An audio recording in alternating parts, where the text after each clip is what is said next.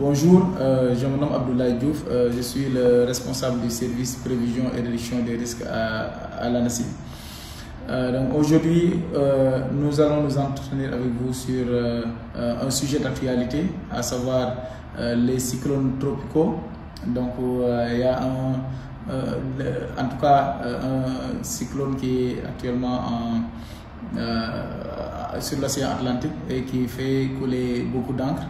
Mais nous allons vous expliquer réellement c'est quoi un cyclone tropical et également comment ça se forme, comment ça évolue sur l'océan Atlantique. Donc là, on vous montre déjà le cyclone qui est actuellement en déplacement.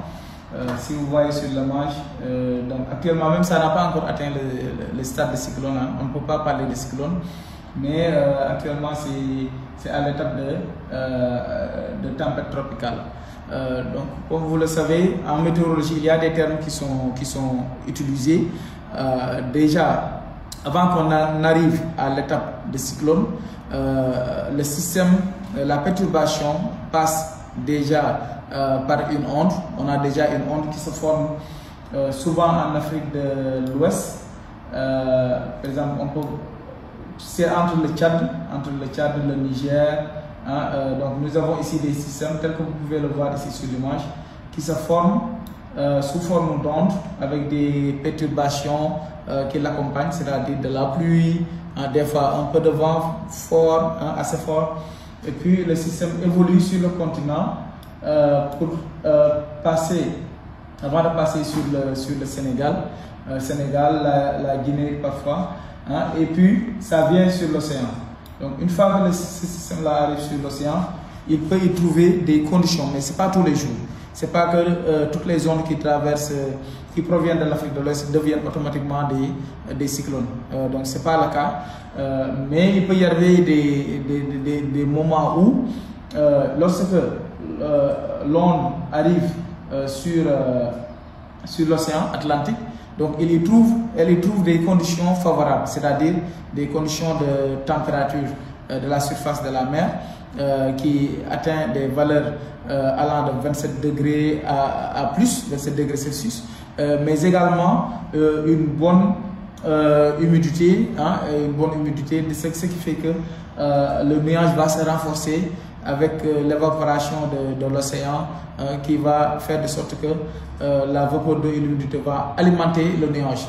Donc c'est ce qui fait que le nuage le système, la perturbation va quitter l'étape d'une simple perturbation à une dépression tropicale avec un creusement de la pression mer. Ensuite, elle quitte de l'étape de dépression tropicale à tempête tropicale avant d'arriver à l'étape de cyclone. Donc cyclone, ou bien appelé aussi ouragan, donc est la dernière étape du processus. Mais pour le moment, nous n'en sommes pas encore à l'étape de cyclone. Donc on était à une étape de dépression tropicale, mais maintenant nous avons une tempête tropicale. Donc c'est de fortes pluies accompagnées de vents assez forts, mais le cyclone a une envergure qui est beaucoup plus grande, parce que si on a un cyclone, rien que le diamètre du cyclone peut atteindre 15 km et la hauteur du nuage peut aller jusqu'à 15 km. 15 km et 1000 km pour le diamètre du cyclone en tant que tel.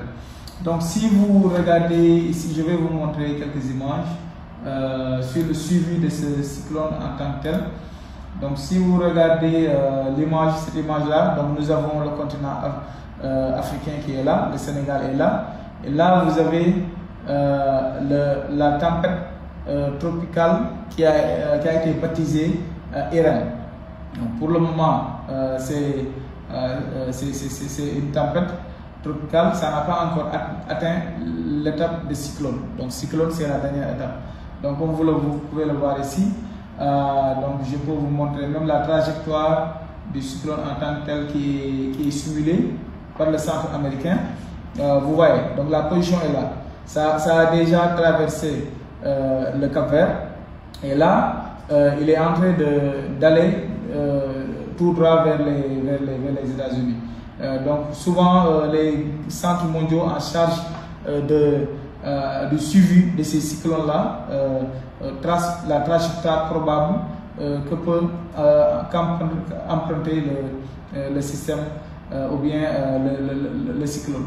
Donc là vous voyez que donc, la trajectoire la plus probable est celle-ci, mais il y a un vaste champ qui est laissé, puisque ce sont des phénomènes, des perturbations météorologiques qui peuvent varier d'un moment à l'autre, donc qui sont très difficiles à suivre, puisque ça dépend des conditions locaux, ça dépend de la température de la surface de la mer.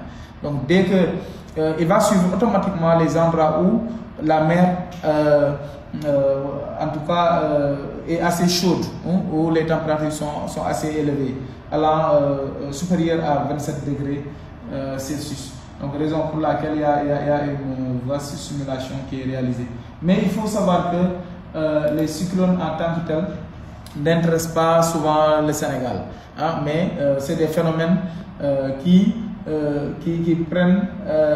s'amplifient en mer et qui intéressent souvent les côtes américaines, mais pas spécifiquement le Sénégal. Au moment où la perturbation traverse le Sénégal, donc souvent ce sont juste des simples perturbations sous forme de pluie et un petit peu de vent des fois. Mais là où ça peut vraiment être fort, c'est au sein de l'océan Atlantique, mais également vers les côtes américaines. Et dans son parcours, des fois, ça peut occasionner de la houle, hein, sur son passage, mais également, comme vous le connaissez, hein, des vents habituellement qui sont très forts, voilà, ainsi que des pluies très intenses. Donc globalement, c'est sur ce point-là, ces éclaircissements-là que nous voulions apporter pour que les gens puissent puissent mieux appréhender ce phénomène-là et comprendre les contours de la formation de ces phénomènes extrêmes tels que les cyclones.